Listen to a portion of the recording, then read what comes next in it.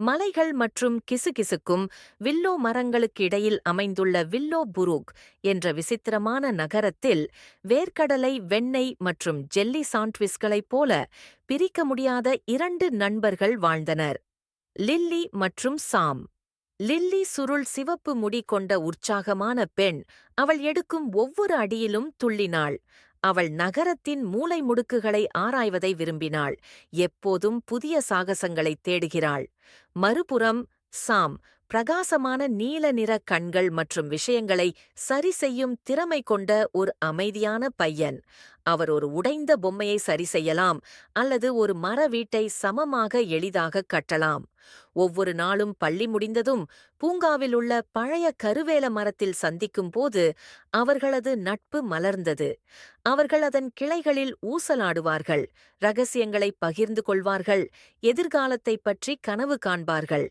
ஒரு வசந்த புல்வெளியில் காட்டுப்பூக்களைப் போல ஒருவருக்கொருவர் அவர்களின் உணர்வுகள் மெதுவாக மலர்வதை அவர்கள் அறிந்திருக்கவில்லை.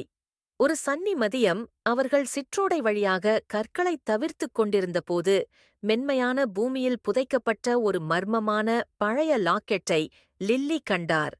நட்சத்திரங்கள் பிரகாசித்த வானத்தின் கீழ் ஒரு ஜோடி கைகோர்த்து நிற்கும் மங்கலான புகைப்படம் உள்ளே இருந்தது. லாக்கெட் யாருடையது என்பதைக் கண்டுபிடிக்க முயற்சி செய்யுமாறு சாம் பரிந்துரைத்தார். இது ஒரு சிலிர்ப்பான சாகசத்தைத் தூண்டியது.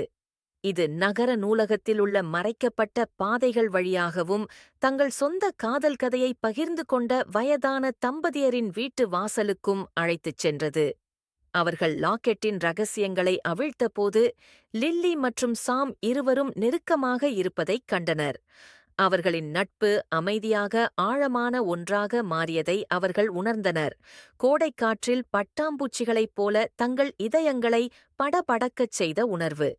ஒரு சூடான கோடை இரவில் மின்னும் நட்சத்திரங்களின் விதானத்தின் கீழ் சாம் தனது தைரியத்தை சேகரித்து லில்லிக்கு அவள் எவ்வளவு அர்த்தம் என்று ஒப்புக்கொண்டார்.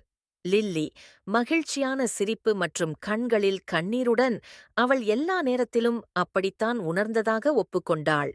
அதுபோலவே அவர்களின் நட்பும் களைப் போல தூய்மையான மற்றும் மகிழ்ச்சியான ஒரு இனிமையான காதலாக மலர்ந்தது.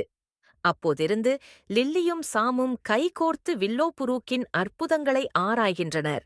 அவர்களின் சிரிப்பு இசையைப் போல காற்றை நிரப்பியது.